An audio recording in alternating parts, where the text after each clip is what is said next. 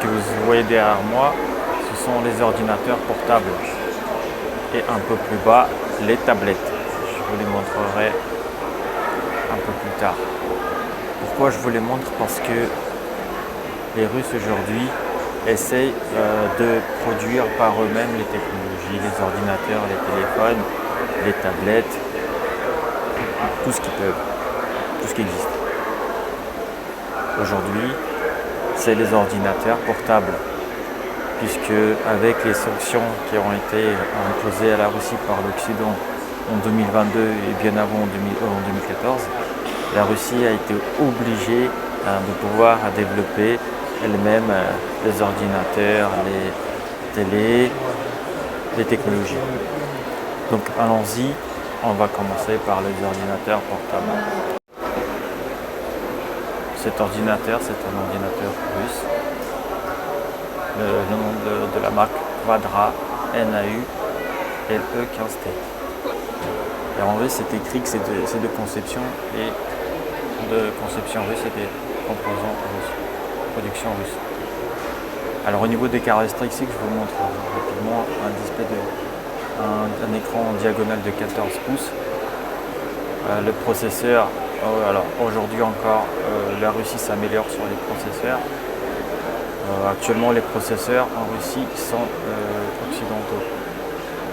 Donc Intel, comme vous pouvez le voir, Intel Core 1, Core i3, i5, i7. Ensuite, vous avez l'entrée USB-C, l'USB-A, le Wi-Fi, comme les ordinateurs que vous achetez en France ou dans le monde entier. Au niveau du programme, c'est Windows 10 Pro, 11 Pro, comme vous pouvez le voir. Là, vous avez un autre ordinateur. Et ici, vous avez des tablettes. Pareil, c'est des tablettes de la marque Quadra. Après, je dois avouer que c'est un peu lourd quand même par rapport à une tablette HP par exemple. Assez lourd quand même. Mais je pense que dans le temps, ils le feront plus légère. Voilà, donc une petite exposition sur les tablettes.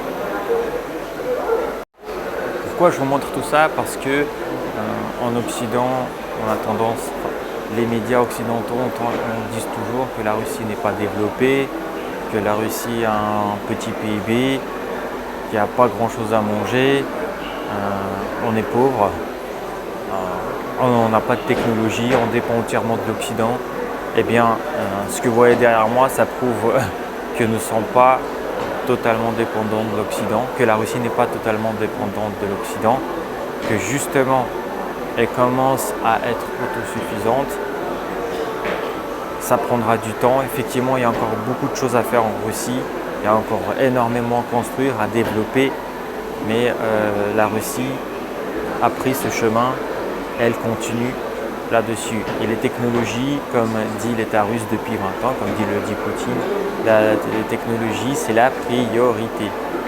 Pour dépendre de moins en moins pour dépendre du gaz, du pétrole, etc.